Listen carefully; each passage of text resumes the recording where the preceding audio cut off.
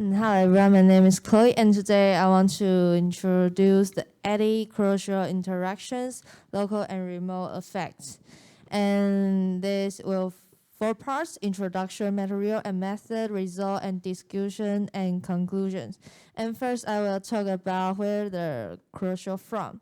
And from this figure, we can know the Kuroshio is from the northern branch of the westward flowing north equatorial current. NEC is probably at the 14 northern latitude, and you will along the western boundary and flowing northward and ultimately spread from the boundary at the southeastern Japan and become the Kuroshio extension. Sorry. So, and in the northern western Pacific Ocean, we can know between the subtropical countercurrent STCC and north equatorial current NEC. This in this zone from probably about 18 to 26 northern, northern, and this is the most mesoscale eddies generate. And this is because the baroclinic and barotropic instabilities. And let's talk about the characteristics of the mesoscale eddies. And these eddies will propagate westwards on the Pacific Ocean. And their mean translation speed is about 1 meter per second. And there are 2 kinds of eddies. One is the cyclonic eddies, CES, and the anticyclonic eddies, AES. And the mean radius for CES is about 130 kilometers. And for the AES is about 120 kilometers. And their lifespan is about 11 weeks. So the Eddy-Kuroshio interactions, we use the satellite data analysis, numerical model, and KTV1 line shift-based and morning observation.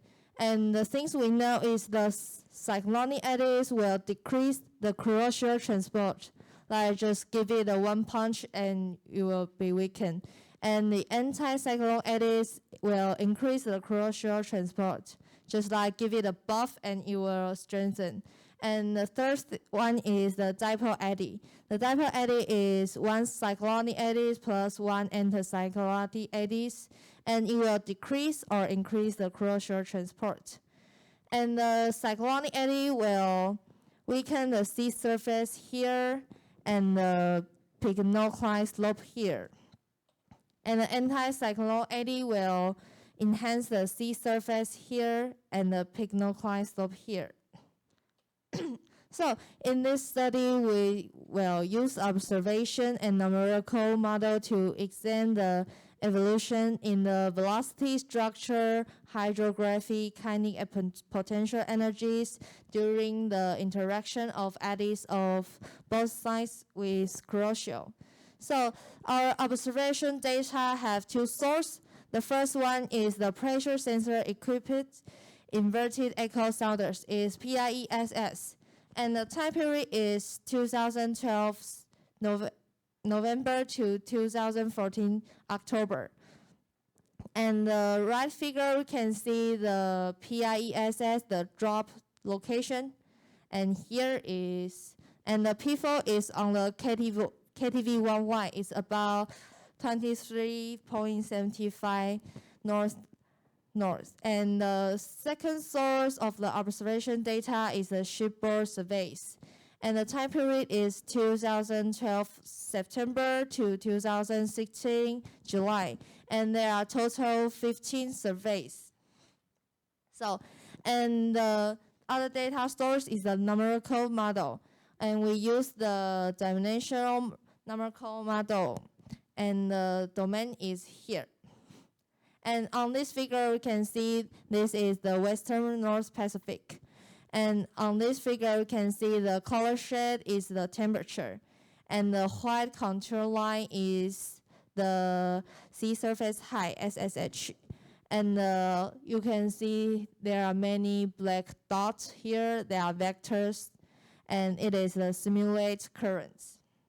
So we will use the numerical model to undergo 6 experiments with different settings of the initial location and strength and polarity of the eddy. And these 2 parameters are fixed. So we see the deformation of the eddy in the model. First, we can see here is a cyclonic eddies here. And next, when the time goes on, we can see it just moved to the Taiwan here, and it was deformed from the circular to elliptic shape, and now here Kuroshio and eddy is met. And the time goes on to 6-5 days. We will see the eddy is continues to deform, and the outer flow here, we can see the outer flow split to Ryukyu Island. And the axis of the eddy is turned to north-northwest and south-southeast directions. Into the 70 days, we can see the northern part attached to the Kuroshio here. And to the 80 days, we can see the eddy is weakened, and the cold water here in the middle, you can see is disappeared. The yellow here is disappeared. And to 90 days, we can see it eventually dissipated.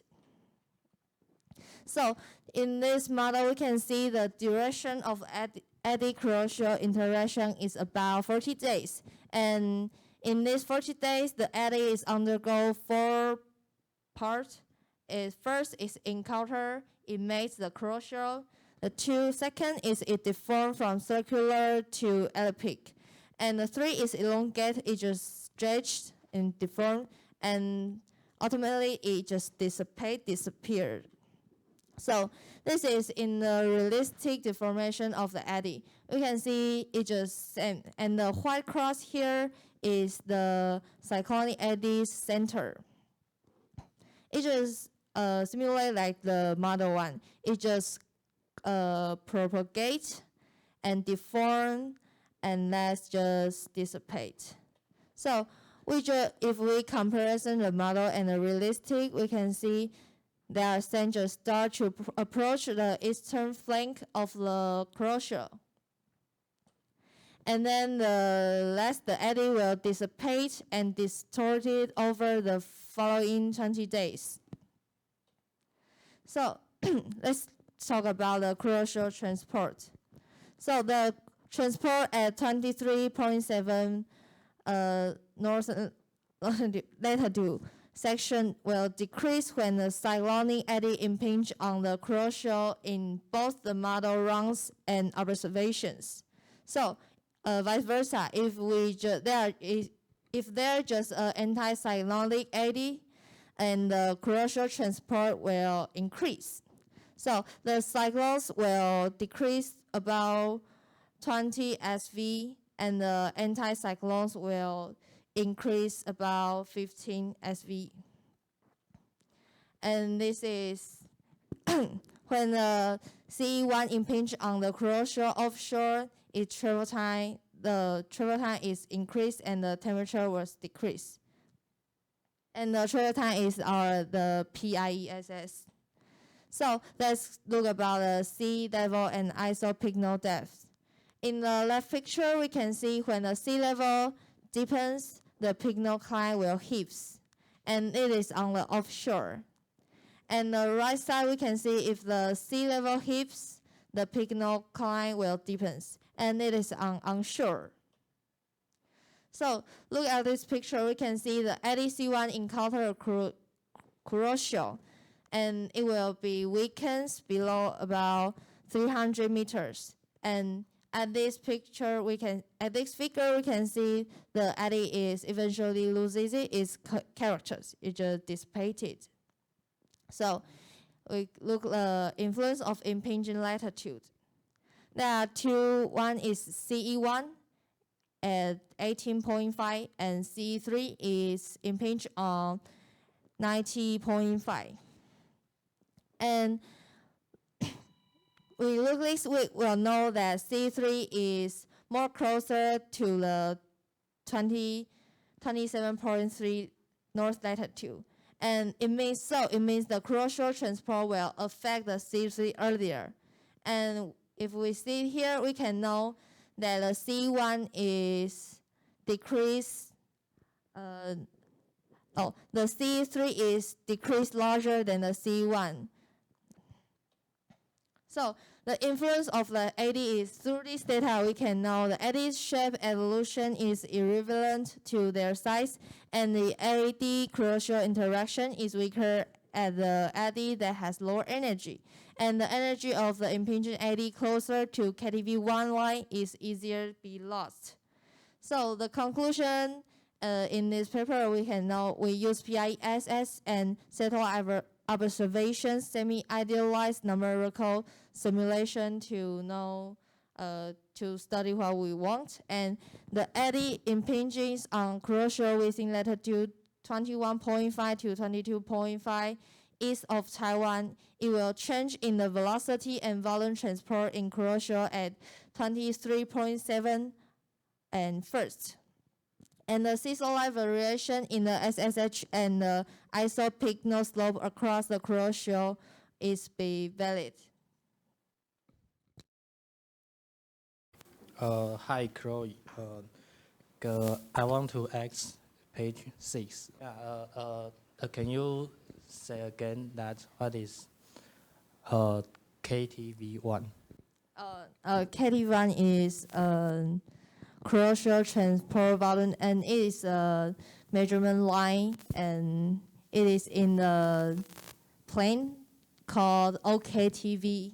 So it is just a line on the 23.75. I want to know why you choose this paper. Because I just study the eddy and Kuroshio I just do some playing and about this, so I just choose about the paper. Okay, thanks. I want to ask about 24, page 24.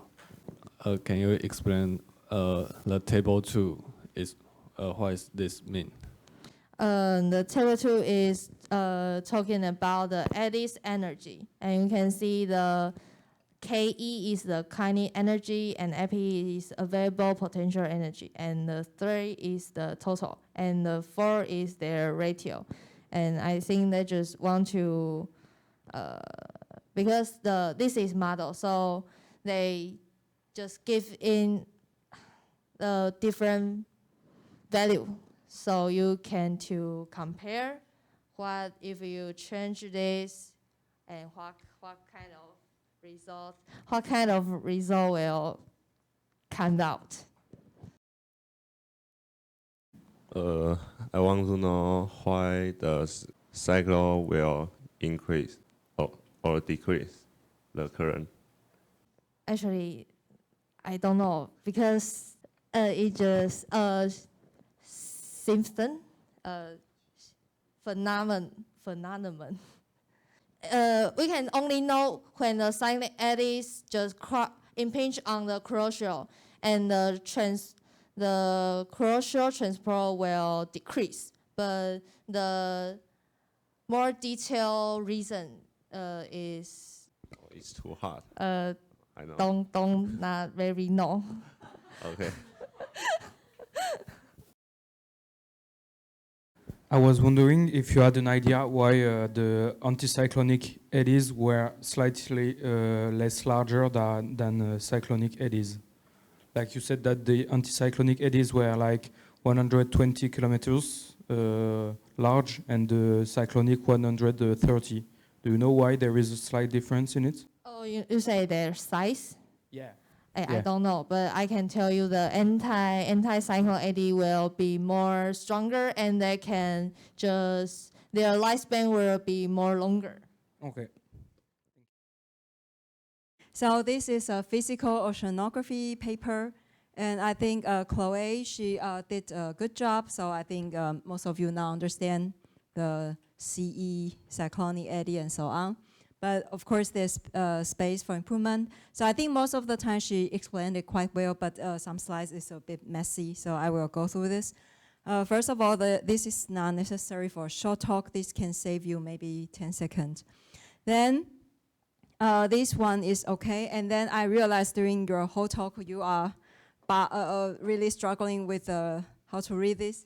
This reads degree north, okay? Degree north. Then this one is a little bit messy because of the background. So maybe you have to make your background a little bit lighter. Otherwise, because you have white font on top of a colored background, it is not very easy to see. You have to probably make the background darker, sorry. Right, darker, right. And then I think this is a very good analog, so I think after this, everyone remember based on the image. And then this is actually more scientific, but I think this one maybe deserve a little bit more effort. You probably need to say a little bit regarding, because you were very fast in this slide, but actually this slide was a very nice schematic diagram. So you probably need to say this is Taiwan, and this is Kuroshio, and then this is what scientists expect to happen. Because later on, you have some slides talking about isopycnal things. It would be great to even show this kind of graph next to it to help people to understand what you are talking about. Then so far you talk about always anticyclonic eddy and cyclonic eddy, but actually during your results you only talk about cyclonic eddy, right? Am I right? During your results you only talk about cyclonic eddy. That's something you should say in advance in your talk, that because of time limitation, the following results, for the result, you will only focus on cyclonic eddies. That's something you should say, okay? And then, this is fine. I think you have to highlight this again, KTV1, because some students ask. This is okay, then this is not okay. So here, so first of all, in my very first lecture, I have said, you should never copy and paste a table from the paper. You should never do that, okay? Because this has a lot of information that you don't need. In this case, if this is something you need, that's what I would do. I would maybe draw a very simple schematic diagram, and then I will simply put this on the map to show where is the starting initial eddy center and how is the size. I don't know, what is this? Maybe this is not size. This is something, I don't know. Is that size? I don't know. But that's something I would definitely visualize, not using a table like this. Then, results. You have from time to time print keywords. That was very nice. But I actually think you can maybe put the keywords here because you have space here. Because this might not be easy for students sitting at the very back row, you know? Okay, you can leave it upper here because we don't focus on this area. So you always have keywords, that's good. And then, where am I, 15? Okay, so here, this is very typical that you have unnecessary space here. Okay, that's the place where I would enlarge the font. Then, deformation, okay, that's really happening. So you compare the model and the measurement, which is good, but now starting from the slides, the presentation, it becomes a little bit messy because you see the figure is messy itself and you did not introduce the figure at all. When you talk about this slide, you just start to read the sentence here without saying what is the x-axis, what is the y-axis, what are the different lines. Therefore, it is a little bit like storytelling without connection to the data. So that's something that scientific presentation should avoid, storytelling, okay? So you did the same thing here, and you also do the same thing here. Then this slide was only storytelling. And here, you were trying to talk about the data. However, again, we have no idea. Even I live in Taiwan, I don't know, where are you talking about? Where is this? So you should put a map somewhere here and show the two transect. That helps us to know what are you talking about. And then here you are talking about isopic node depths. That's the place where you should reuse the schematic diagram that you introduced before. So we have a better idea what you are really talking about. 21. Then this one is, in my opinion, if this and this say the same thing, I don't know, then you can just choose one. Then this is, again, if I were you, I will visualize. I have no feeling for the number here, okay? I would put them on maps. Then this one is the most poorly presented slide for the talk. So I really have no idea what you are talking about with so many lines here and there. And you have to keep in mind that these are calculated numbers. Okay, these are not original measurements, so you need to tell us its meaning. What is KEAP? I have no idea. So this one you need to consider how to improve its presentation. Like you talk about the ratio, but what does that mean? We have no feeling for that. So therefore, regarding the influence of Eddy, I think, although you probably think you have talked about each of the points here, but after listening to your talk, I don't think each of the point is well supported by the data, or when you were talking about your data, you did not point to these individual points to link us from the data to your statement. Okay. But the conclusion is okay, because conclusion is more general. So I think this is what you have to improve next time. Okay, thank you, Chloe.